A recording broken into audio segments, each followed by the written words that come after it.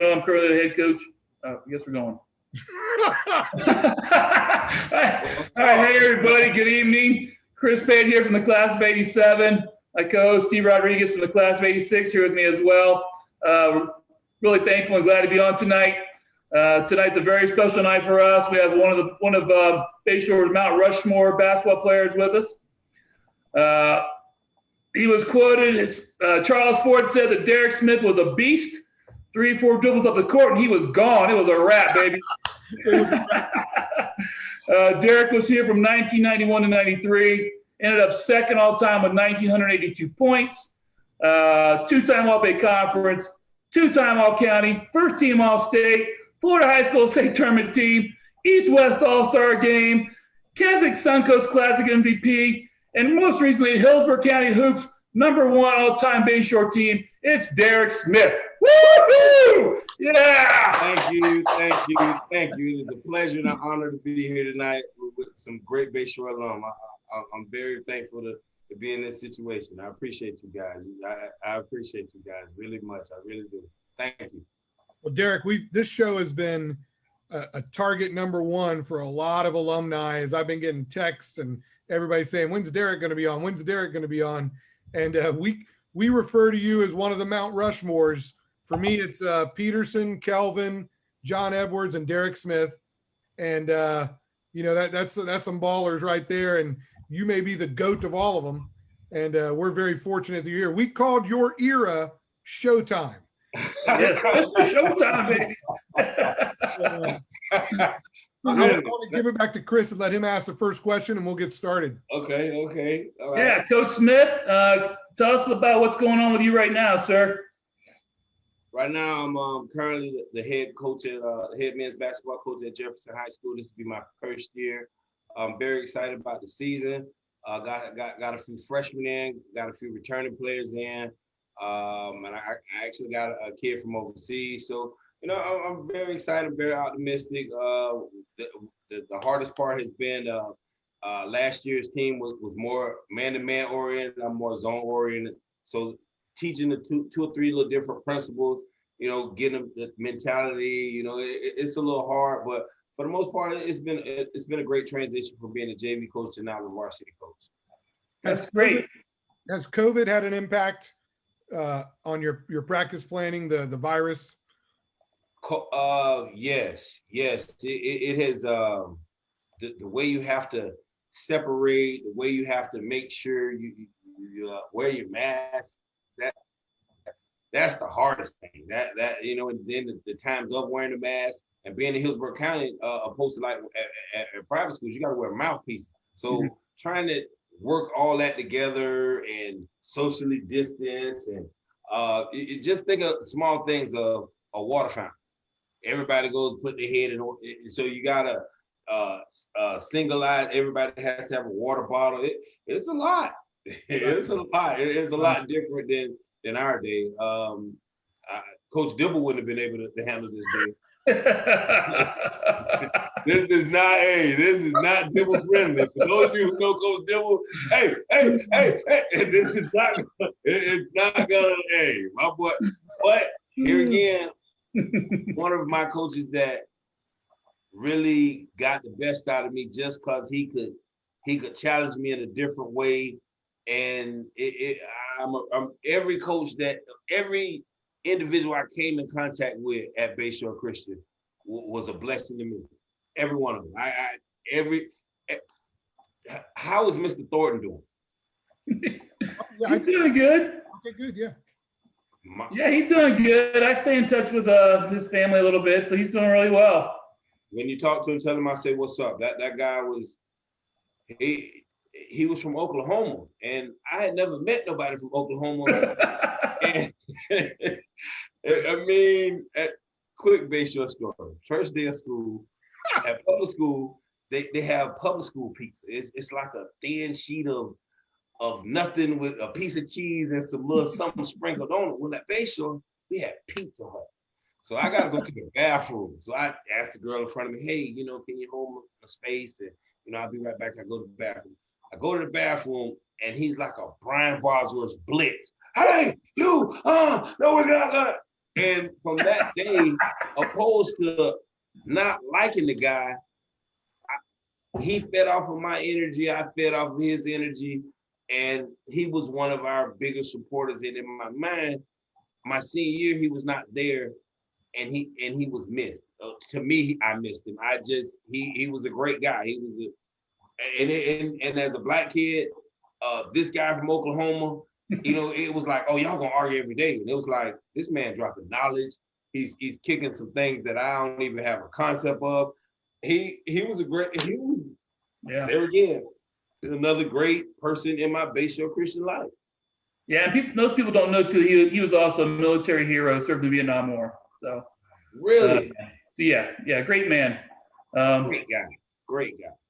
Wow, I didn't know that. Okay, wow.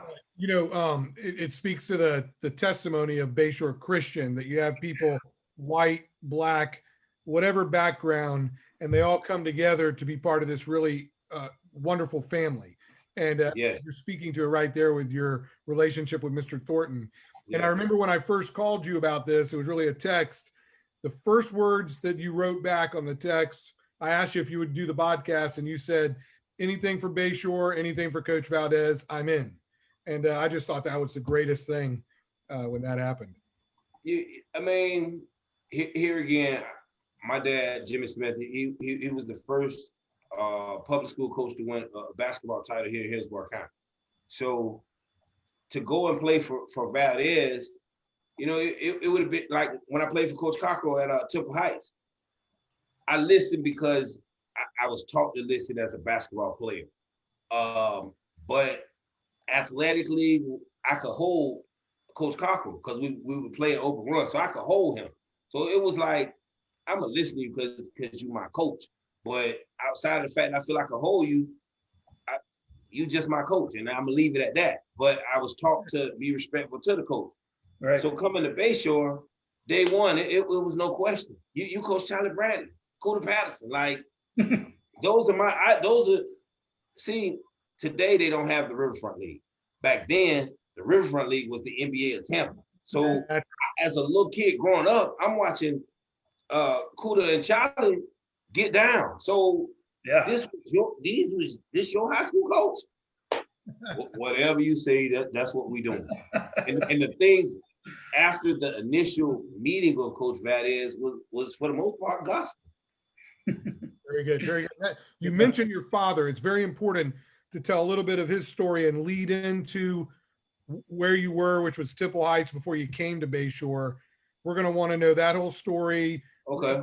Other kids in school, like funny stories, but talk a little bit about your father. Jimmy Smith, like Herman Valdez, is a legendary figure in Hillsborough County. He won that state title with Plant City High School and Horace Broadnax. Tell us a little bit about your father. So my dad, being my dad, for most people who know him, he's a real strict person. But growing up, if that's the norm, that's just dad. You know what I mean? So I knew I was going to Tech to play for him. So I would say in the seventh and eighth grade, what he would do was he would take his JV team to basketball camp. And so he would let me play. I would be there like 6-man just in case, whoever wouldn't come. So playing against competition, he would just pretty much put me there for competition. So the 9th grade back then, high schools only had 10th grade. Right. It was just 10th, 11th, 12th. So the private schools were the only ones that had 9th grade basketball. So in junior high back then, they were playing like 10 games a season. Right. So it goes back even further than that. In the 7th grade, I went to Tampa Baptist, which is now Tampa Bay Academy, and I played like 40 games as a 7th grader. And then as an 8th grader, I go to Harsh Man and play 10 games. So my pops was like, if you're going to do this, I'm going to put you in the best situation. So he sent me to Temple Heights to play for Coach Cockrell.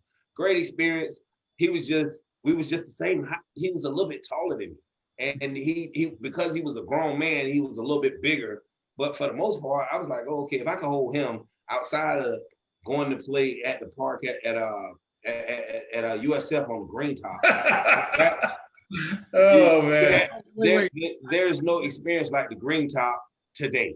Because you had to prove yourself at the Green Top from, go as far as the 5 courts down where what was then the kids who are foreign exchange students.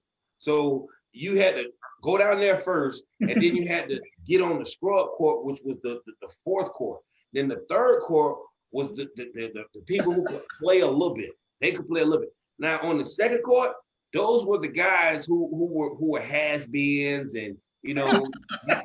So the 1st court, when you first walk in the gate, that was where the stars played at. So I had to, and my dad worked upper bounds in the summer, so that was my, I guess, proving ground. So when I get to 8th grade, 10 games wasn't enough. I go and I play for Coach Cockrell at the 9th, and you know that my Bayshore with it. I got thumped twice. They thumped it well. We thumped them decently 2 times, and so then my 10th grade year, I go play for my dad. Well, in Hillsborough County, you cannot be a administrator and a coach. So 6 games into the season, now mind you, he coaches that whole season. Tampa Bay Tech has a state title. I literally had 3 6'8s. I had 3 6'8 seniors, centers. My small forwards was 6'7" and 6'6", and you could mix one of the 5s in with the 4. The 3, I had some of the most athletic, just athletic 3s, and my tools could shoot. My backup was good, and we were, because Pops was so disciplined, we were like a well-oiled machine, and we were press and trap, and on one side of the court, we do one thing, and on the other side of the court, we do another thing. And so they had a 3-point line. So coming out of the 3, we would do one thing, but if we hit a 2, we would do another. Just so many different defenses, and it was like clockwork, you know. And back then you had pride in playing. So your little 4 minutes that you got, you gonna make the most of them 4 minutes where these kids squander them. So after 6 games, he gets an administrative job, and he kind of like knocks on my door. Hey man, check this out. I'm like, well, what's up, Pop? You know, he's like, I'm not coaching you no more. I was like, are you serious? Like, we got like we in the middle, like it's not even the Christmas break, like, but because Hillsborough County, when they appoint you as administrator, they appoint you today, and tomorrow you somewhere else, and that's just what the deal was. So, left some games on the table at Tech. Coach Wilson was a great coach. He was just cool. His discipline level wasn't the same as Pop. So, you know, we were a little more lax. And when we thought we had it, that was when we needed, you know, for a coach to tighten us up so we could go further. And we end up going to the 2nd round in our district and whatever. So going into that summer, we played in the Riverfront League. And the year before, the name of the team was Smith and Weston. For the most part, my dad set up a team for me and my brother Jay, so we would have a team to play on in the summer. So when Jay went off to college, the team became my team. So we were the year before, we was a game out of the playoffs. So this year we get right to the playing game of the playoffs, and we win. At the time, I didn't know who Coach Sam was, so it wasn't like this is my coach. This is just a dude that we trying to beat. Right. So we beat Coach Sam, and he's mad with his team. I remember like it was just, he's hot with them, and he's some kids, they high school, and I can't. So we just, y'all get out, y'all bums, get out. And then I come to open gym, and the first person I see is Coach Sam. After I just disrespected this man, and Coach Sam and true Coach Sam for, oh man, that was just basketball. Now you here with us. This is a different deal. Let's go. And then I come to Bayshore. Being that I had gone to enough private schools, it was no culture shock. You know what I'm saying? It was just the biggest thing was, in my mind, am I gonna play the competition that I was playing at Tech? Well, and on that point, if I could jump in real quick, because I want to go back to when you were talking about playing at USF. There's another famous, so you played Coach Sam in Riverfront, and it's serious. And there's another famous Bayshore guy that knew you from at the USF parks, or the courts. Freddie Tomasello, his first apartment out of high school was at the Way Apartments out near USF. Okay. Freddie's class of '87 now, so he's a little bit older than you. Right. Honorable mention All-State player now, so he's no slouch. Right, Okay. right. And so he goes to play. He's a grown man now, a couple of years out of high school. He goes to play at the courts, maybe 3 years out of high school. I don't remember the years. You're a freshman. And he says he walks on the court, and there's some dude about my height, and he is destroying all these grown men. It's like nobody can get your team off the court. And so finally, when he plays them, you dog him all over the place. And after the game, he says, "Hey man, what college you go to?" And you said, "I'm only in 9th grade." Had to be. When were you in 9th grade? Like 89, 90, something 89, 90, yeah. Yeah. Story. But here's the thing. Another one. I'm sorry, go ahead. Here's the thing. So my dad, he worked at Upward Bound. And during the day, we would have a few classes. And because I was his son, I couldn't go and do the things that the rest of the kids, because I just couldn't do it. It just was against the rules or whatever. So I found you can go play basketball. So my brother, he went to USF for a year. So it was kind of, and being that I was around basketball, they wasn't just gonna give me no pass. It was, you're gonna have to earn it. And so I couldn't come back to see my dad and tell him, "Oh, I ain't played much and I lost." You know what I'm saying? Because the first day I went, I was just trying to fill it out. I didn't know, and I played maybe one game and I lost. And and here again, my dad was like, he made basketball like real simple. So he was like, if you're gonna keep losing, I'm just gonna let you stay in the dorm and you can't go nowhere. Wait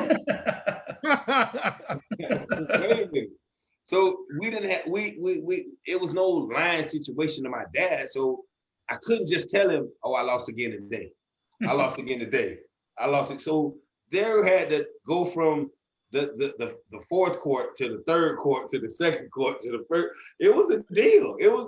I remember, like I was saying, I would go to basketball camp with him as 7th graders, and I never forget this. I might have been in the 7th grade, and we go to USF camp, and this is when they used to let you wear your camp shirt was the color of your school. So we had a red shirt, and we was playing plant. And whomever knew that I was a 7th grader was just kind of ragdolling me. Just kind of, I was maybe 96 pounds. So whoever was just grabbing me. So Pops calls a timeout, and he says, and I come over, I said, "Man, they grabbing me, I can't." He said, "Well, you can either do two things. You can either go home with your mama and play with the sewing machine, or you can come out here and hoop." It's like, those are my options. Like, and because he was so strict, I would have literally had to sit by the sewing machine with my mama, and I could, and this out on basketball, man, you crazy, man. Okay, I went down horse school doing playing. He's not Coach Jimmy Smith was a legend before. It's added to the legend. Legendary status is growing by leaps and bounds. Real quick, guys, I got a bunch of people on Facebook saying hello to Derek. Kyle Frisco. What's up? What's up, D. Smith? Jessica Hill. Hey, Jess. Jacqueline Searcy, D, multiple exclamation points. What's up? What's up? Searcy, wow. Okay, what's up?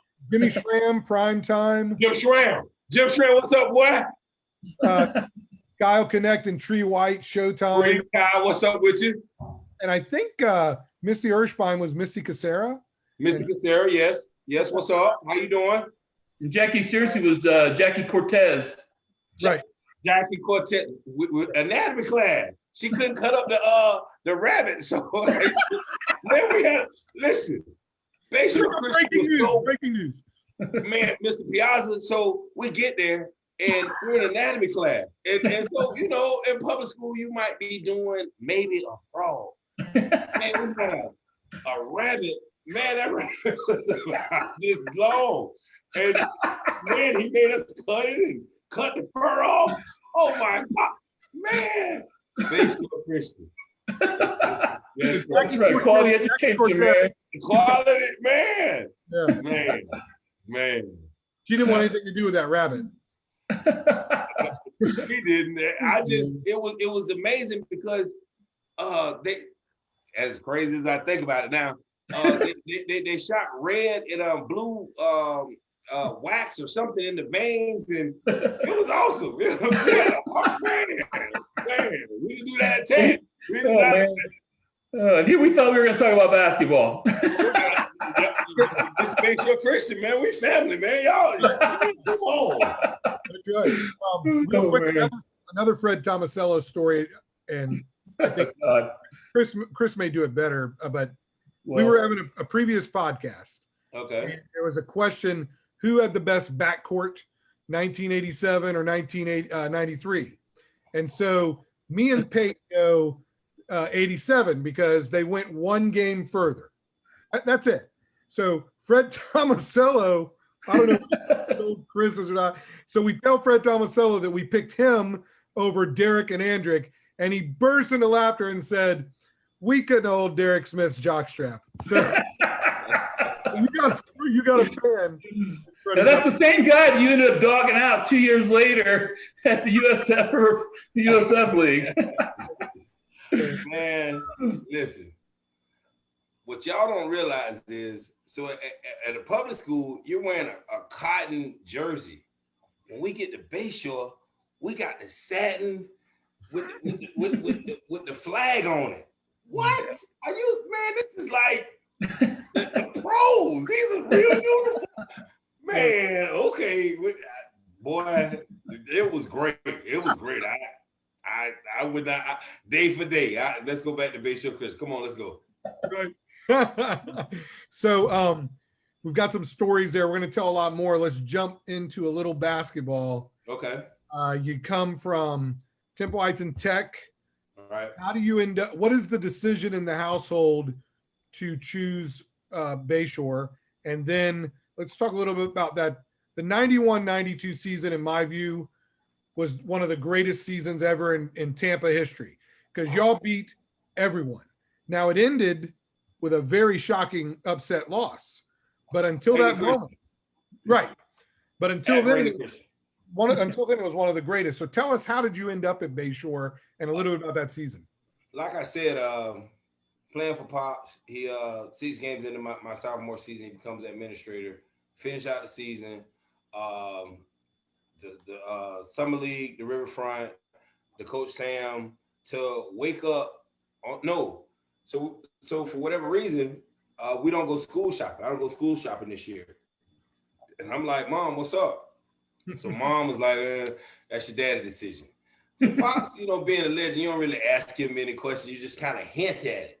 Right. So I remember coming to open gym once or twice, and Dad, is getting close to the, time to get clothes, and my brother was home because school hadn't started back yet. So he just kind of dismissed the whole me talking about it. Me talking about that. So first day of school, my mama wakes up and says, put on your church slacks and your church shoes and a collar shirt. And so they wake my brother up, hey, take him to school. And so my dad said, remember when you took him to go open gym? Take him now. So wow. Literally, my brother drops me off. He tells me he'll be back at 3:30 and go in the front office and tell him you Derek Smith. I was like, all right, because in my household, you do what you told. Right. So I walk in, hi, because you walk in, you see Rainbow Arena, you walk in, you turn left, it's the main office. Well, not now, but back then, that's what it was. Right. So I could see in the gym, and I was like, it don't even much matter. The gym right there. All right. Yeah, hey, how you doing? I'm Derek. Well, they gave me the schedule. Yeah. And I think we went to chapel first, and that was it was no deciding factor. As so I got basically a decision by your father. Did your father know Herman Valdez previously? He knew him. They butted heads, at his Plant City, his Robinson years. That's right. Yeah. So you can forget. Yeah. As I got older, and when I became a coach, and me and Pops, he was, giving my introductory speech. He let me know. At the time, Tech didn't get a coach until the first day of school going into my junior year. So they didn't have a coach because they wouldn't give Coach Wilson. They didn't give him the head job. And at the time, Hillsborough, I wasn't back then. You couldn't go. You had to go to district. You had to go to your district school. So Coach Long was at Hillsborough, and I wasn't in Hillsborough's district. And my dad, just the guy that he is, he wasn't using nobody's address. And so King was my district. And at the time, Coach Washington wasn't at King either. So Shake Washington? Huh? Is that Shake Washington? Shake Washington wasn't there then. So back then it was a coaching fraternity. Like pretty much it is now, the generation, you know, it's a coaching fraternity. Well, my dad was stepping away from the game, and all of the coaches in his fraternity were stepping away. So there was no really where I could go and Valdez, oh yeah, you're gonna be straight. And so the difference was I couldn't be animated at Tech playing for my dad. That he was not like that. Yeah. And Coach Valdez is like, I've seen that you do a little talking, and you know you don't mind jaw jacking, as he used to call it. Just don't curse and don't give me no text. Hold on. Coach Valdez authorized Showtime. And so, not really, but sort of, kind of. Not really, but sort of, kind of. It was his way of saying, I know that, because you also got to think that was the time of the NBA changing. You know what I'm saying? That went from the little shorts to the big shorts. So what I must give Coach Valdez was through his Robinson days to me in '93, he transitioned or he went with the times or whatever it was. Yeah.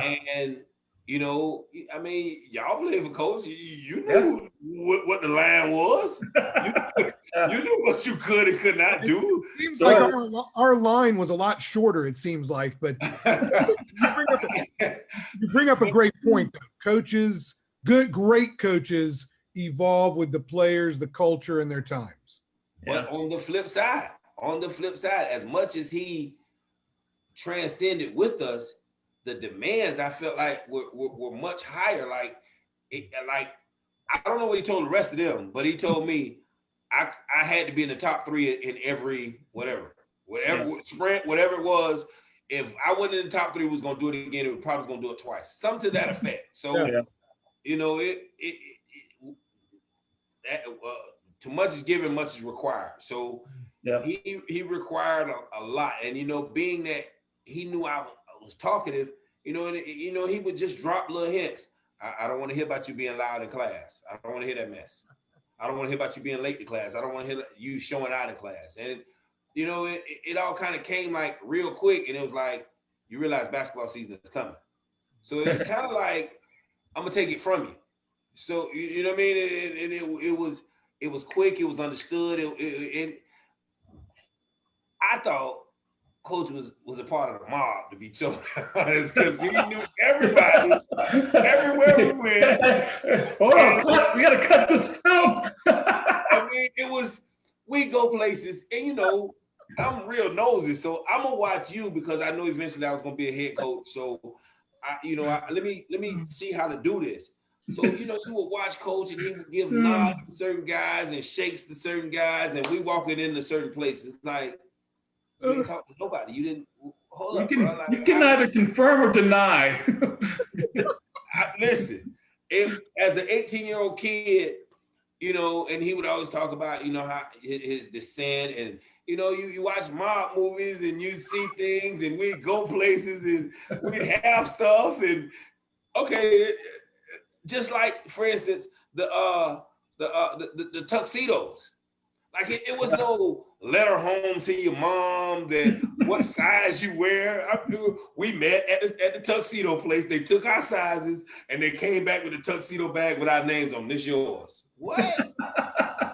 Hey, and it wasn't like it was like, okay, we're gonna have an extra long practice today. Oh, okay. Matter of fact, we're gonna let the girls go first, or whatever it was, and we got to go over here. Okay, so we getting fitted and. Man, it was just things that I didn't do nowhere else, and I had been to 2 schools. So, hey, I think that may have been the funniest thing we've heard on all these podcasts. Was like, listen, okay, truth. so That is truth, though. here's what's weird. Back then, at Tech, I had my favorite meal: a fish fillet, a large fry, and an orange drink. It was roughly $4.65, $4.75. First game of the season, my junior year, we're in class, and a little girl comes beside me and says, "What would you like?" So I because he had already told me no cutting up in class, no class clown stuff. So I'm kind of looking at her like, "Hey, go on, man, stop! I can't be playing." So the teacher of the class turns and says, "She's just trying to get your order for your pregame meal." I'm like, so the teacher is in on this. Like, this is how this is going. Y'all, with English, whatever class it was, we're gonna stop because she needs to get this meal because it was a time, it had to be done at a time. So right. as I panic because I don't. What do you mean? What do I want to eat? Fish fillet. She said, "No, you got a choice of hamburger, chicken, and a Cuban sandwich." And I was like, "Oh, and I get choices? You're gonna interrupt class to figure out our team meal? Let me go and get me a cheeseburger, well but not burnt, and let me get a sweet tea." So the crazy thing is, at this point, this is when the world is introduced to pink lemonade. Oh my God. Pink lemonade was the best thing since cut bread. Man, we gotta go to pink lemonade. Man, going back to where else was we doing this at? Every game. So I didn't think that every game we was gonna get pregame meals. Yeah. Every game we went to Palios. So now we mix up tomorrow I'm gonna get a Cuban, tomorrow I'm getting chicken. At least you got choices, Derek. Like when we went, it was only chicken. Yeah. So you were big time. Yeah. Well, what's interesting on my team is that we all had to eat chicken, but Kelvin got to eat whatever he wanted. Oh, yeah. It was, and that was just one of the great things we did. You know what else we did at Bayshore? So just a public school kid, went to Temple Heights. Temple Heights had a team van. So we rode the team van. At Tech, we rode the school bus. The coach van, a custom luxury van with the big captain seats. Come on, man, we ride like, man, how you lose with that? How you get it? How do you lose and then get back in the coach's van? You had it. It was a standard. It was a standard. And another weird thing, and then we didn't have GPS. We didn't have coach could drive to every spot and just pull up and just.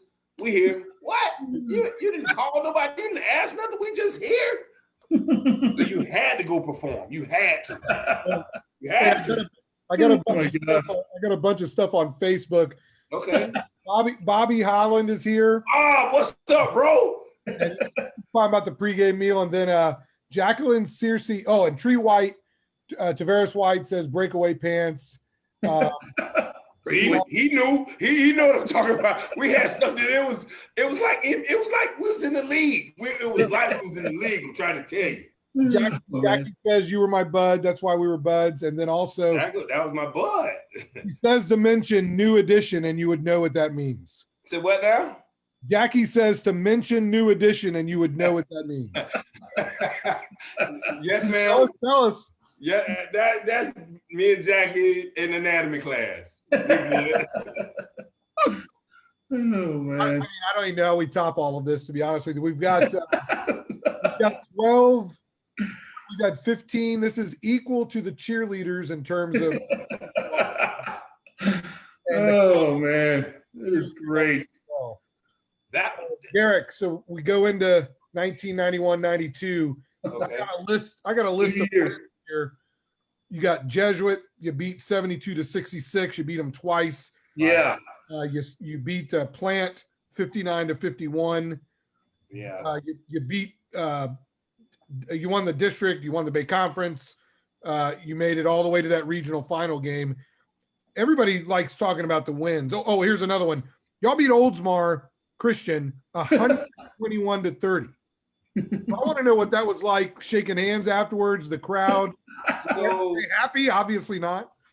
they were upset at the fact, and I remember that game because number one, it was an old roller rink. So Right. so that was weird. They got Rams in here, and so coach knew that what was really gonna happen. So he was like, well, guys, this is what we're gonna do. They're gonna be easy walk. And before I blame Coach Valdez for that too. Now let's let the rubber meet the road. Yeah. We were such a machine, and we were so quick to get out and run and do what we was doing. Before he could call a timeout, we might have been up 30 to maybe 1. So he calls a timeout and he tries to tell us about professionalism and we're a Christian school, and all right, we're gonna break this huddle and it's on. Before we know it, we up 60 to 5, and he calls another timeout and he's trying to so I'm thinking in my head, the only way that you're gonna stop me is you're gonna have to sit me down. Because I mean, it was he had us so we was pushing because Yeah. we had to replace Brian Peterson and them team. We had to replace that. Right. And he was just basically pushing us into I really think that my junior year, he had no clue we was gonna be as talented and as good as we was. And I think he was just kind of working it for our senior year. Yeah. But my teammates, the Bobby Hollins, the JD Whitesides, the Arnold Demos, the Chris Ward saved our tail against Westminster? Fort Lauderdale Benjamin. Yeah. He came in and gave North, us North Palm Beach Benjamin. North Palm Beach Benjamin. Chris Ward won the game for us that night. That night he won the game for us. What happened? Nip and tuck. We go into the third quarter, and somebody gets in foul trouble. Then somebody else gets in foul trouble, and somebody else gets in foul trouble. And he pulls Chris Ward off the bench. Chris might have hit a layup and a free throw, but he rotated on defense enough times. He got a few steals. He did a lot in those 4 minutes, which got us to the fourth quarter. And after that, it was lights out. And it was just, I remember that because Chris played his role. And Chris was the coolest dude. Chris had a Wrangler when nobody was driving Wranglers. So Chris was way cooler than all of us. And Chris might have been like a rock star. His dad was a radio guy, something. But Chris was way cooler than us. And and in my mind, I'm like, I can't be this cool and not getting as many minutes as I'd like. But Chris did his job. And man, I had some great team. And my teammates, man, they did not, you couldn't come over to Bayshore and slack because they had so much pride. And if you gonna take my minutes, you better get out there and perform. And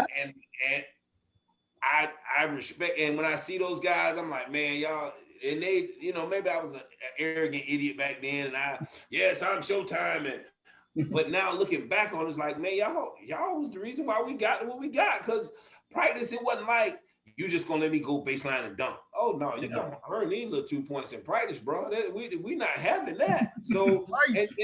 and then you got like Bobby Holland said, what's up? So we got to shoot against Bobby Holland. We got to shoot against Arnie Demo. These dudes was dead eye, and I was like, I got to shoot against y'all every day. Like, come on, man. I had teammates. Our second five could have went and started anywhere in the county. That's so good to hear. And when you say that, everybody who comes on here always talks about the love they had for their teammates, what a family it was. And Chris and I, we sort of, by doing this, we name eras. Like when Valdez first got there, we call it the OGs, the original gangsters. Right. And then we had the Brandon boys wave, and then we had the Peterson era. But people forget, and we're now talking about the Showtime era, and it's defined by Showtime, but it was everyone on that team together. So here again, like now at Jefferson, one of my coaches, Rodney Lewis. Rodney Lewis. Then I took it for granted. But to have a solid left-handed wing guy every night, when it would get to a stalemate with me and Drake, and we just couldn't, man, get the ball right. And Rodney would go to kill it. And it was just, and the one thing that I didn't like was, and Jonathan, I hope you listen, I wish you would have just shot the ball like you were shooting when I left. I had 2 state championships. That's right. Yeah. I got 2 of them. But you know, he in true teammate fashion, he waited his time, and I equate that to the Bayshore way. I mean, you know, Bayshore way. It was nothing given. You had to get it earned, and it was an expectation of you to do your job. And if you didn't do your job, they was gonna let you know when we went in that. The longest walk was from coach's van to your car, or however you got home, because they was gonna let you know, oh, you sucked tonight. It was the standard that my boys had, and like those guys, like they were in my classes, and so you know we had a smaller class setting, so it's nothing to you for you to hear you missed 3 free throws in the clutch last night. Like for real, bro. Like I'm trying to take my gas, you know. But you know it was a standard that was set, and I go to walk with them dudes every day. 3 times on Sunday. Them were some tough dudes. That is so awesome to hear. And speaking of that, so you just mentioned about, you know, walking long walk from the Valdez Mobile to your car. What was there ever a time in which Coach, and again we're talking to Derek Smith, it's Showtime. Was there ever a time in which Coach was mad at you and took you out? And what was that experience like? Or did it ever happen? I can't say that happened because right. It was because I had a respect for my coach, and because coach was a dog, so it wasn't no, you ain't gonna sit me down. It was none of that. It wasn't. It was none of that. It wasn't no, and for the fanfare or whatever I had going on with my little 3-ring circus, it never superseded the team, in my opinion. Because coach was always looking, so it wasn't nothing slick I could do without coach. I was scared of, you know, coach taking minutes from me. You know what I'm saying? As it's the Showtime era and all that, he still made me terrified that I could go sit on the bench in the first quarter. Right. Don't get it twisted. You could come sit by me. I mean, you know, it's just how he was, how he is. You know, it was none of that. I cannot say that I remember anybody shouting back at coach. Sure, I disagreeing with coach or wave off or man, get out. None of that. Was there ever a time though that your performance led to being, I know the answer is no, so maybe it's a time in practice. Was there a time that he had to get onto you that you yes. Yes, my senior season, I went to the doctor and you know, a shot or something, and for whatever reason, I got back to practice late. And so I'm standing there, and for whatever reason, I couldn't get in the change clothes, and I just couldn't take it no more. So they in practice clothes, I'm in jeans and my shirt, and I'm trying to practice. He calls me over, gives me a nice chewing out real low. I politely slid to the sideline, and we didn't practice no more that day. It was that was the only time I really could say that he, you know, and here again, it was an expectation. It was he knew how to motivate me, and then you know I played with Drake and I played with Rodney and I played with John, and you know what I'm saying. Those guys, it was a collective competition, and if you didn't meet your part of the deal, I didn't want those guys looking at me like, hey man, you ain't holding your end of the stick. Yeah. That's really And, Very good. Yeah. and that Really goes good. from the starting five to the last guy on the bench. I didn't want to. It meant something to me. It meant something to me that they was in on it. Like, hey, bro, we know what it is. You know what I mean? And I think I had a stretch where I missed a few free throws, and one of my teammates was like, boy, well, you know, come on over here. Let's get some extra free throws in. And I was like, really? Like, okay, well, come on. You know, and it was for you to care about me to make free throws I kind of got a responsibility. I kind of got to, you know what I mean? Not just to the outsiders, to y'all boys, because y'all come to practice with us every. And then you got to think it's Bayshore Christian, so we would play soccer. I played soccer and baseball both of my years. So whereas I was the basketball star, those guys were the soccer stars, and those guys were the baseball stars. So as much as I had to pass them the ball in soccer or whatever, you know, and the things that they taught me, because those weren't my sports. So I had to live up to that, because it was just like, hey, this is what we do in our sport. So this your sport, this is what you need to do. Right. And it was like, well, dang, all right, bro. And you know, it was those types of, well, against so and so in soccer, I had a hat trick. And like, damn, you did have that. Damn. All right. You know, it was great. It was great. I loved every day of it. That's. I mean, it's just every minute here. I'm just so happy that we have you on tonight, and we're talking about 92, and we told you, you remember it all, of course, all the great wins against Jesuit, Plant, Tampa Prep. There was a loss to Daytona Beach Seabreeze, but that's a 4A, 5A superpower from that side of Florida. You know, they regularly won their district back then.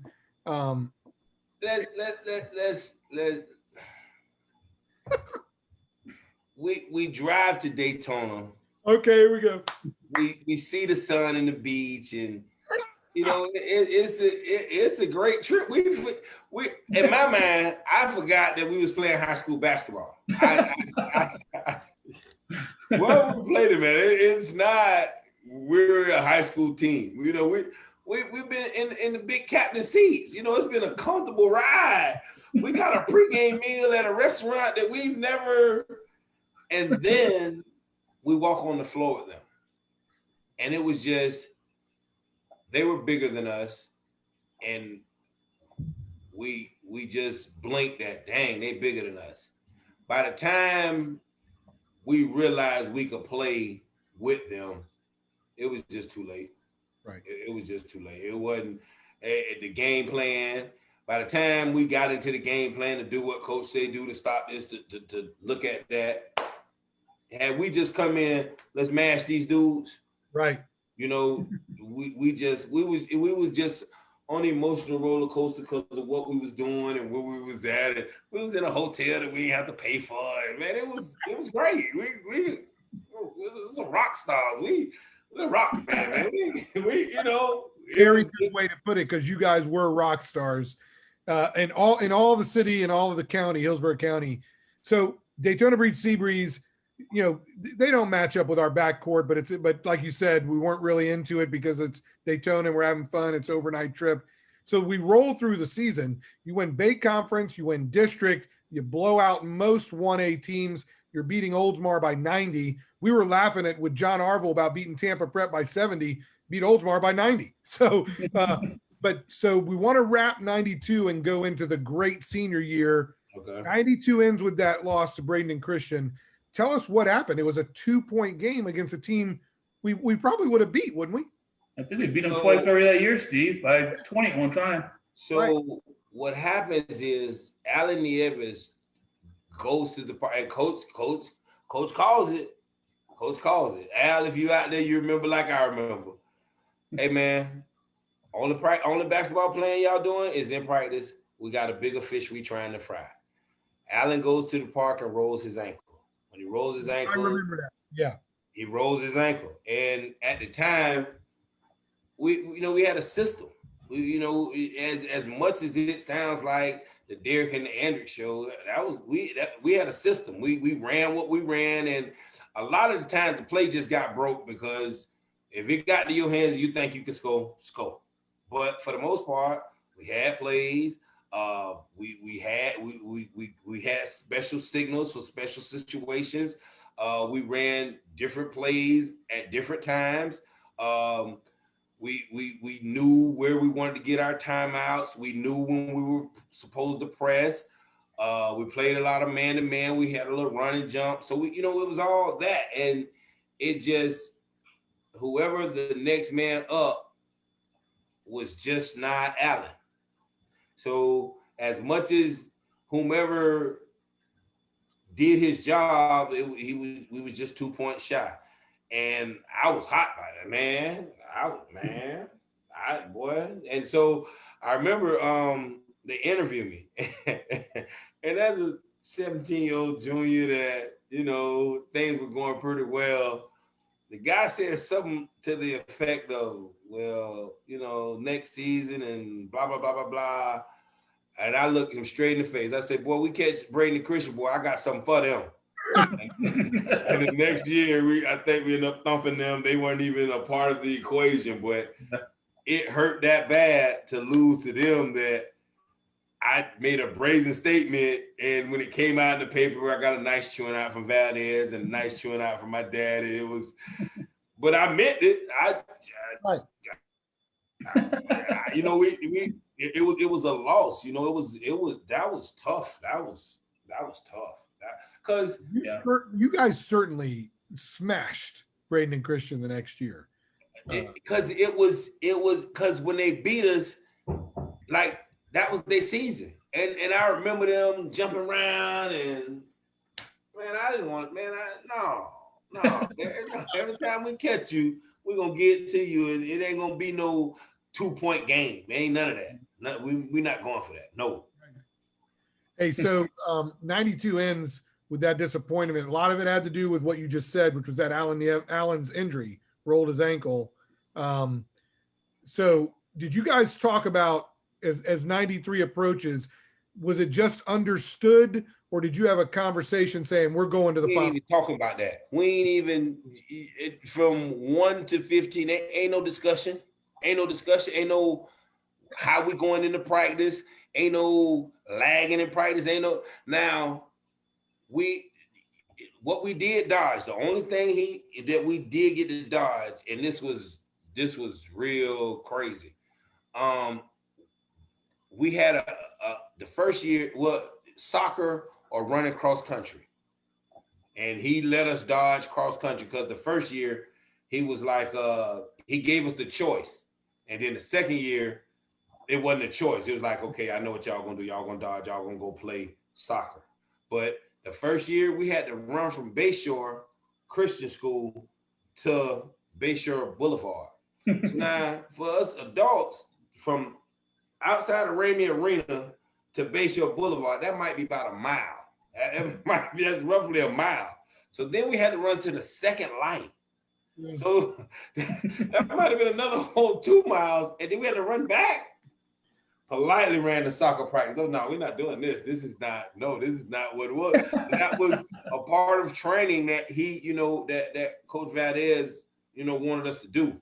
But he knew that we was getting a lot of, running in the soccer, so he kind of let us go do that. But I was so trying to get soccer season over with. It was, man, get this out the way. This boy, hey, it's on. It's on, and all of my teammates knew it was on, and it's like it was no conversation. Coach ain't have to prep talk us. Dibble ain't have to say nothing crazy. Sam, we didn't need no alumni. No, it was when we stepped on campus and this who here, this who we got, this what we finna do. Let's go. And we got Jimmy and Eric. Jimmy Murray and Eric Wright. Eric Wright. Hey, and was Jimmy Murray the son of there his father had played for Valdez or something, or no? I don't think so. I don't think so. I don't think so. Not to my knowledge. But here again, as Allen was a senior, so at this point in my mind, I got 2 centers now. I ain't even sweating now. I got 2 centers, so we straight. And you know, here again, the expectation was risen. It was, and you got the whispers. Y'all gonna let Braden Christian beat y'all again? Man, you crazy? Ain't nobody let me, not them. They not gonna beat us. So, you know, no one had to put pressure on us. No one had to. We knew what our goal was. We knew what our mission was. Looking at 92-93 season, of course, I think you went, and correct me if I'm wrong, Chris, correct me if I'm wrong, 32 or 33-6, 32 32-6. Start off I think they start off 7-0. Got into that Checkers Invitational tournament, played against Clearwater Central Catholic, thumped them pretty good, like 86-47. Yeah. Things are rolling. I think you had 27 points that night. And then you played Clearwater. And you did a close one to Clearwater. First loss of the season. That was just they had more depth than we had, and they had the thing that was good with that was we had played Seabreeze, so it wasn't that we done seen this, and coach did a great job of preparing us. That's why I think that he was grooming us for our senior year, 93, because we had already saw that caliber of talent. And I don't remember Clearwater beating us by 10. I don't think it was 10. No, Clearwater only beat you by 4. Yeah, it was 70. With that being said, they were ranked, we were ranked. They had Phil Nash went on to play in the NFL. They had Josh Pastorino in the Dayton. They had the shooter they had, and then they had a stick. They had take the hat off the boys, but because we were battle tested, we don't see y'all. We don't see none of that. Yeah, I mean, you guys played them tight right down to the wire, man. It was a close game until the very end. They snuck out of there with a 73-69 win. But you guys leave the tournament. You're, I think, 7-2 at the end. You lose to Plant City by about 10 the next night. Again, very, very solid, strong, 4A, 5A school at that time. Yeah. And so But I mean, one thing that's a testament, though, is that even though you guys lost a couple of games, I mean, you ended up making the all-tournament team for that Checkers Invitational. And I got a quote from Herman that says, "The better the competition, the better Derek plays." And I think that kind of summarizes up a lot of your career in high school. It seems like every time you had a big game coming up or a lot of competition, you always kind of rose up to that occasion. Right. Well, here again, me and Andrew wrote the school together. So, a lot of days, non-game days, we laughed and we joked on the ride. But on game days, I would pick him up or he would pick me up, whatever it was. And the first thing out of his mouth, if we playing the Chicago Bulls, he'd get in the car, okay, I got Michael Jordan tonight. And it was like, all right, well, I guess I got Scotty. From that to, East Tampa all the way to Bayshore Christian, the ride was quiet. So here again, you sitting in class, and you hear, oh, what you gonna do tonight, public school player? Who you talking to? Yeah, they got so-and-so. And, fans are fans and they know the stats. And, so the whole day, I'm getting pumped up listening to my classmates, not even my teammates. So, I wouldn't say that I would say that I just got on the floor and played hard. The things I worked on, it would just fall. Playing for my dad, like working out. Like there would be times like when we were at Tech and he used to work out my brother because my brother was like the prototypical, the first 6'5" point guard. So he would cut the lights off and he cut one light on in the gym, and you would have to make so many threes and you would have to do so many things. And so when it came to my turn, it used to be his thing. Oh, you can only play with the lights off. You can't play with the lights on. And so that always stuck with me. Oh, you got to play with the lights on. And, at first it's like, with the lights on. And what he was really doing was getting us to find the rim. You know what I'm saying? Just know where the basket is, and don't I guess mainly concentrate on your instincts, concentrate on what you're supposed to, your technique. Wow. And so then, that's what it was. But he used to brainwash me and make me think that, you can't play when it's big games. So then when he would turn the lights on and let us shoot with the lights, it was like, oh, this is so much easier. This is okay. So now my little shooting workout, whatever, I probably could take a step back because I could really see it. So then he would say, as we walking out the gym, that's how you shoot with the lights on, or that's the kind of play. Or if I shot bad, the lights come on, you can't do nothing. Why am I wasting my time in here in this gym with you?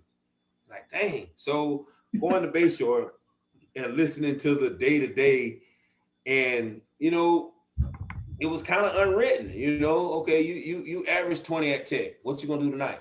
Yeah. And I was, at the time, I was the only varsity transfer. Right. So, and, it was, what you gonna do? And then, like an idiot, I didn't know that you got your Showtime name. That you got to live up to that every time. And when you go to opposing places, you Showtime. We gonna show you what time it is. Oh my God! It was always something. And the people were like, well, you're not playing against competition, or you're not. Those games are, man, every night we was getting out their team's best shot. Yeah. And it was, and I wouldn't call it dirty basketball. They just, would make sure if you the headliner, you gonna earn it. Yeah, and right. And I done felt a few teams, and they they done made sure that, hey, if you gonna come in here, you gonna earn it. So, it was, but then again, when you slip that jersey over your, so here again, I talk about jerseys. So my senior year, we get the speed lines. Yeah. The whole, I'm talking about they going past your knees. I'm talking about like, man, like colleges don't have this, USF, UT don't play in uniforms like these. Man, Bayshore and cursive across the, man, okay. Okay. You put that on, you had to. You had to show up. You had to. Yeah, that's exactly right. I had friends at other schools, and they'll see the pictures in the paper, like, boy, like, look at y'all uniforms. Like, you see his coach got us right. And so it was more of a pride thing. I don't know. I didn't want to be nowhere and like, oh, you went over there, little 1A school, and you ain't do nothing. But they couldn't grasp the concept that we weren't playing the Canterbury's and the. And we weren't. Oh my gosh! You guys played Jesuit. You played Tampa Catholic. You played Daytona Seabreeze. You played Clearwater. You played Clearwater Central Catholic. Plant City. You played three Canadian teams, for Pete's sakes. Every night we had somebody. Every night. Yeah. It's very important that people know that. I mean, the first off, the 91-92 team went 10-1 against higher classification schools. Right. Yeah. 5-1 against public schools. Yeah. In 92-93, I think was 6-4 against higher classification schools. And like we said, Class 5A Clearwater on live television, Bright House Cable Game of the Week. Anyone who said Bayshore didn't play anybody was Here again, we are on Game of the Week. Prime time. Right? Are you serious? At 18? Man, they got the cameras, the cords everywhere. They got TV timeouts. Like, what is that? Oh my God. We were in the league, man. We was in the league. Oh, that's great. The announcers loved the Derek and Andrick show. And I really love how you mentioned your teammates. You had Andrick Frazier, you had Rodney Lewis, Eric Wright, Jonathan Johnson, all those guys, and the others that you mentioned from 91-92 that they may have still been there, Chris Ward, all those guys, Bobby Holland. In fact, Bobby Holland just said on Facebook, I got a few more Facebooks, E-Dog equals Eric Wright. Yes, sir. There he goes. And Jackie Cortez, Jacqueline Searcy says, that's why I say the Derek Smith. And Tree White says those uniforms made you feel like a pro, and that's what you were saying there. Yeah. The Bayshore Christian experience you can't write it in, you can't get it out of a storybook. You can't. Right. And then let's just take basketball out of the equation. There were some things that I got to do at Bayshore that the biggest thing I missed was going on the trip to Europe. And, that was just because my dad was back then and traveled, and it was like he couldn't see his son going overseas and not coming back at a young age. So as a parent now, I grasp the concept, but, I wish I would have did it. I wish I would have went to the Philippines. You know what I mean? And it was just things that were just unheard of that, you know what I mean? I learned how to ballroom dance in the 12th grade. And it was fun. It was, ballroom dance, salsa, I learned things that I would have never, and then like now my friends laugh, like if we're in a situation and we got to do something and they're like, I'm not doing that. I mean, I get out there and do it. Like, how you learn how to do that? I'm like, man, that was at Bayshore, man. We had to do that, or we were passing Spanish class, or Miss Wade was gonna be tripping, man. It was crazy. It was, So Mrs. Wade put together like the ballroom dance. Was that like prom, or it was separate from prom? Like, what was that like? That was a section in U.S. history class, and this is what we gonna do. Yep. Very good. Yeah. Love Mrs. Wade. Right. It was no, I'm cool, I'm sitting in the back, I'm not doing that. No, yeah. Do this. Right. That's really good. Yeah. Switching back to basketball, and I want some school stories before we wrap up. But so we've gone through 91, 92, without question, one of the greatest seasons in Hillsborough County history. We beat everyone in our path, as we've already described. 92, 93 has some losses, but again, mostly public schools, very competitive, probably should have won. You roll through the Bay Conference, you roll through the districts, you roll through the regionals and sectionals, and now you're heading for a rematch with a team that beat us in a Christmas tournament, I think, or a regular season, whatever it was. Hollywood Christian, semifinal game. Ron say he ends up at FAMU, I think. Tell us, that literally was the closest we've come, because weren't you tied like with 2 minutes ago at 60-60 or something like that? So walk us through that whole experience. And before we leave the 93 Final Four, I keep talking. We want to know what happened in that hotel room, because the cheerleaders have an amazing story about how the basketball players did not stay in their room. So wow, they told y'all about that. Wow. All right, so I guess I'm gonna put it on record and say I lost that game for us that night. No, you didn't. Wow. Yeah, I had 27 that night, but in the second quarter, was it the second quarter? Second or third quarter, I got the ball in my hands, and the guy reaches for the steal, and instead of protecting it, I swing it at his head. He strips me, goes down, and scores the basket. And as coach would talk about the pendulum swung their way. Were we ahead at that time? We might have been ahead by a few. Okay. And every 6-7 days I wake up, I'm like, damn, I lost my boys a state championship. It's funny how you remember those moments. And you hear about guys on TV and you like, oh, you can't. But I remember it like it was yesterday. And I apologize to my teammates, dogs. That's my bad. I lost that one for us. It was a good game. Nip and tuck. Here again, coach had the answers. He had the answers. And here again, as a high school coach today, it's hard to mimic the things that coach would have for my players right now. But coach would have down to the water boy didn't mix, but only purple Gatorade against the away team. You know, it was that kind of stuff. He was that kind of detailed guy. Yeah. And their bench was a little more athletic than our bench. And I feel like that turnover sticks out of my mind. I want to say we had 54 points. I had 27, and I could care less about the 27. I wish I had that turnover back. Yeah. You know, I was. Wait, hold on, Coach. Coach, I'm really sorry, Derek. Coach Sam has joined the broadcast. What's up, Coach? We got to say hello to Coach Sam. What's happening? Everyone loves him. And then Jackie Cortez wants to make clear that not all the boys snuck out of the hotel room.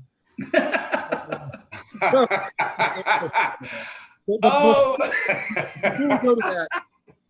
Before we go to that, Okay. The final score was 71-60. So the way the newspaper reports it, it was tied at 60. How did they score the last 11 points? Was it they made free throws because we were fouling, trying to catch up? Like what happened there? Do you remember? Between just fouling, they stuck their free throws. We got in a rush. We got away from poison class. That's great. Poison class. That's exactly. We got away from poison class. Wow. And I don't know if he preached that in y'all's day. You did. But so and here again, that's why I feel like I lost it for us, because I lost a little bit of class trying to hit the ball in the head opposed to protecting the ball. And it came back to bite us in the tail down the stretch. I feel like Well, Derek, your teammates would completely disagree with you. We were a family, and we wouldn't even be there without you. So that's and that's the thing. Like at the time, I probably didn't act as if that was our goal, and you know what I mean. But looking back on it now as an adult, it's like, man, you know, them dudes poured their heart and soul out, and like, I mean, y'all are Bayshore guys. Y'all remember the ladder. You know what I mean? You climb up the ladder and then you come back down the ladder. Yeah. Everybody made the ladder, you know, and those little things to me, you know, and like being a coach now, I can't introduce the ladder to the 2020, 2021 Dragons. I can't introduce that to them because it made you pour your heart, your soul, and your guts out for your teammates. Yeah. And them dudes, I mean, we crossing that line, and you could hear hitting. You remember the stage? It was an echo when you hit the pad, boom, and you could hear the boom, bang. That let everybody crossed it. Everybody, you know, and it was. Y'all ran the ladder. Y'all know it's not easy. Y'all know you, what, man, and it was seen coming down the ladder. That's a cakewalk. No, that's the toughest part. And then you get down to the one, and it's like you can't make that one because you have nothing.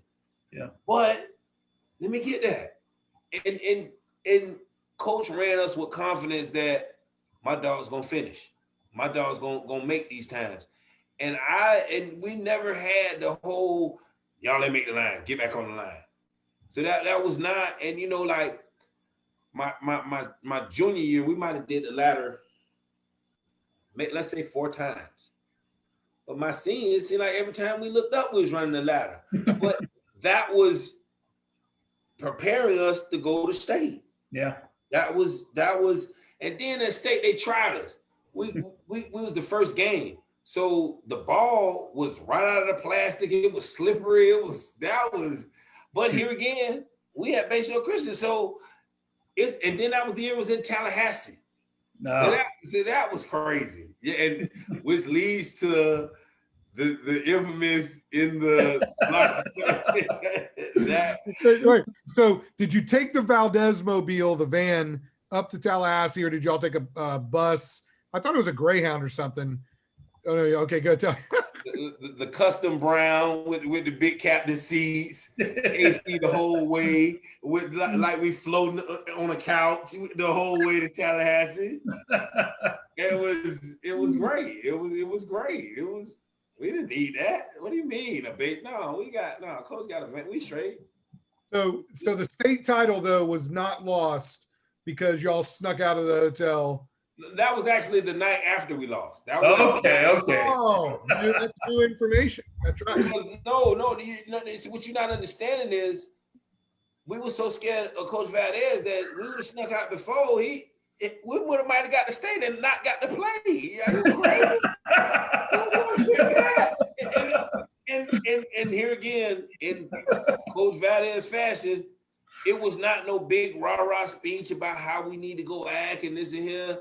This is a business trip and we're going to state. And y'all better act like y'all know what it is. Very good. That is just so great. What we wrap the senior season. We've covered 91, 92, 92, 93, and what is affectionately called the Showtime Era, the Derek Hendrick show. But as you clearly pointed out, all of the teammates, it was a family and you did it together. And that's the Bayshore way, which you also said as well. Before we wrap up, give us the most famous memory, not related to basketball, graduation night, a favorite teacher, that sort of stuff. Give us a little bit of non-basketball stuff.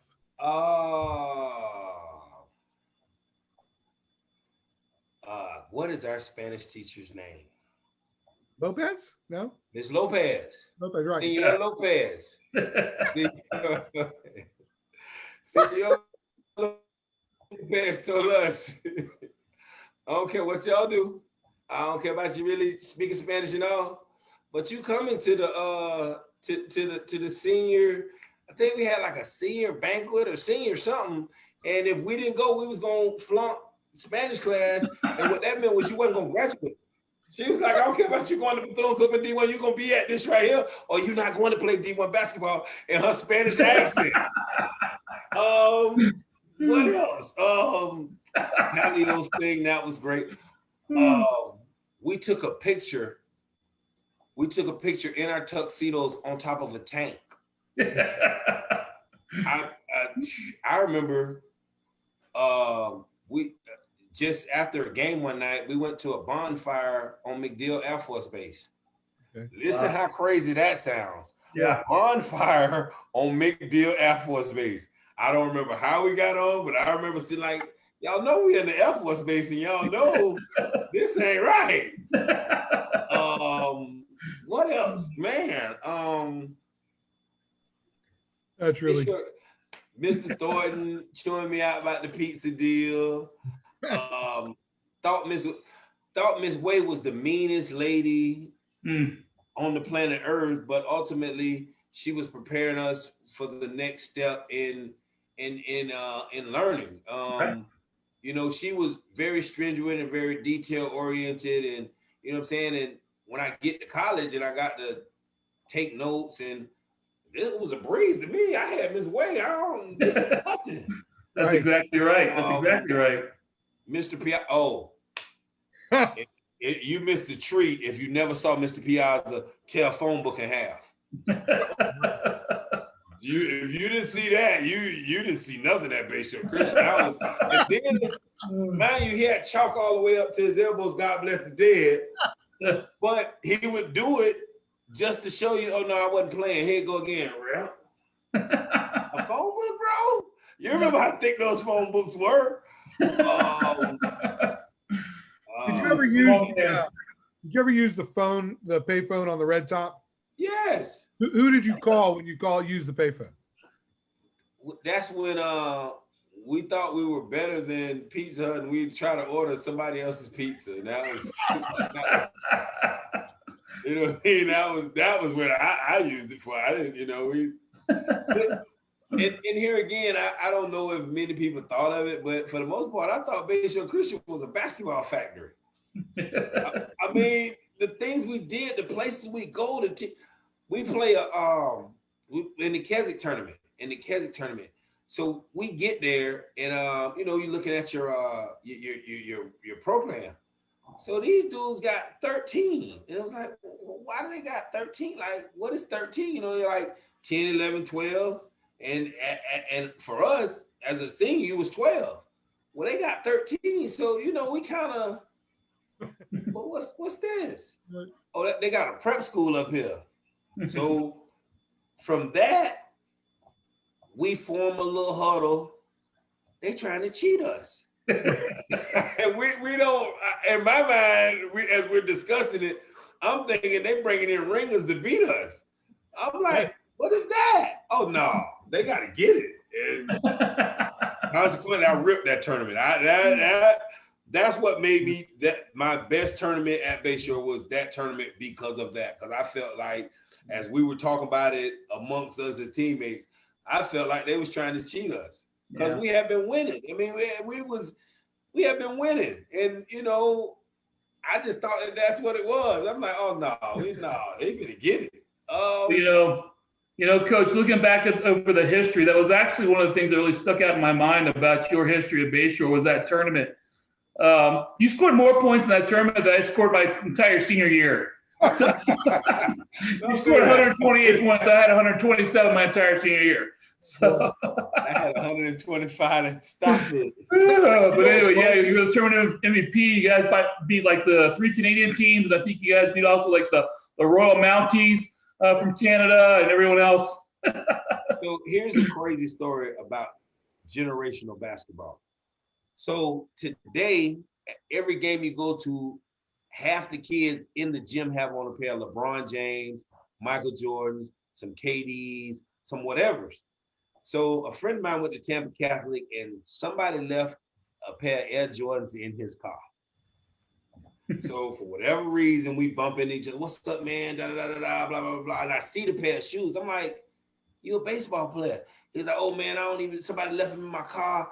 And I said, well, why don't you let me go on and get them? Because we've been playing this tournament. And back then, if you had on a pair of Air Jordans, you had on a pair of Air Jordans and you had to perform. So on top of I got me a pair of Air Jordans and these dudes trying to cheat us, I'm gonna get it. So I have so many memories of Bayshore Christian because that was leading into manhood. Right. And that's so great. Just basketball, personal. I couldn't have landed in a better place. That's so great. And you mentioned real quick on Keswick, we beat them like we were 33-1 from 1978 to 1993 playing them. So whenever you say they're trying to cheat us and you dominated them, that makes me very happy because they always wanted to be like us. And they go ahead. I'm sorry. Here's another thing. They had a player number 12. I can't remember his name, but here's one of those days that we get in the car and Drake says, 12 ain't getting nothing tonight. And I'm thinking to myself, because I'm not thinking that Keswick is over the bridge. And the only reason why I know Keswick is over the bridge is because when I played at Tampa Baptist, that was our furthest trip to go because it's in deep St. Pete. So I'm thinking, how does he know about number 12? And every time Drake caught 12, Drake gave it to 12. Well, then again, whoever was the point guard of the other team, we get in the car, and that's who Drake said he had.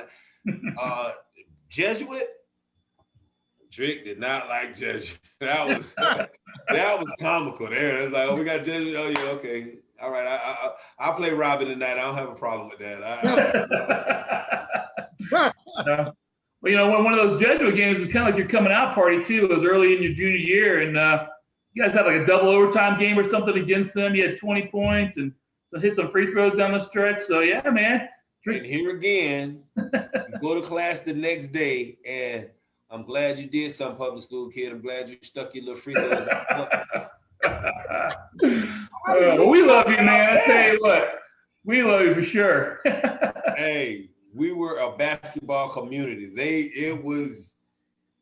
And when I figured out that everybody in here likes basketball, where else do I want to go to school at? This is great. Right? Hey, real quick, Coach. we're going to wrap up. We've kept you an hour and a half, and this has just been the greatest night ever. To be able to speak to you, it's an honor. Jacqueline Searcy, Jackie Cortez says, I am thinking reunion, ! Bunch of people are thanking you for sharing. This is the comments have exceeded the cheerleader comments. So that's a record. You are now here again, I've actually been waiting to do that. That is, I'm up for, and I've played it in an alumni game once or twice. And when I go back, I actually, me and Coach Day are pretty close. I knew him before he became part of the Bayshore family, and so it's not like I can't walk in and talk, and so he makes me feel comfortable when I go over there. So I'm up for that. I hope somebody puts it together and we hang out and we kick it. Well, we're working on it. We're working on it, sir. That's what's up. Post-COVID, or when there's a better environment. And I know it's a homecoming game, but once there's a better environment, Coach, I can't thank you enough. I wanted to give you one last chance to maybe give a shout out to Coach Valdez or anything you'd like to say before we wrap up. Chris, you be thinking of any last questions. And again, we can't thank you enough. Derek, what is your last thoughts for tonight? My last thoughts of the night is Coach Valdez is the sole reason why we're doing this. I like to take my hat off. It's hard to mimic the little things that he did as a coach. It's hard to teach the life lessons that he taught us. And, whereas y'all was like asking me, well, Derek, did he say certain things? Well, I feel like he was just as hard, if not harder, on me because of the expectation, the heights that the goals he had set. And, another quick story. So back then, you had to get a 700 to go D1. And for whatever reason, the night before the SAT, I stayed out late. I fell asleep in the test, and I ended up passing. I got a 730 because I was just tripping. So when I get the information back, in my mind, I'm thinking Valdez was going to be elated because I passed the test. And so in true Coach Valdez fashion, I said, Coach, I got my results back. I passed the SAT. He said, well, what'd you get? I said, I got a 730. I can go play D1. He's like, that's all you got? And so I was thinking about, that was during the Prop 48 days. So as now I know what the SAT is, he was just saying, hey, bro, we got a quality education over here. And he actually went into his spiel about I'm wasting time and he's chewing me out. And I'm like, you not happy that I could go D1?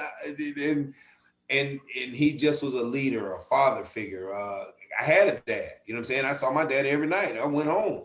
But Coach Valdez, that he made sure that you knew the expectation. He led us. And just here again as a coach, the way Coach Valdez would walk in the gym, like now, like I try to walk in first. Coach Valdez was so cool. And not knowing that he had already known the place, had it scouted out, knew what it was.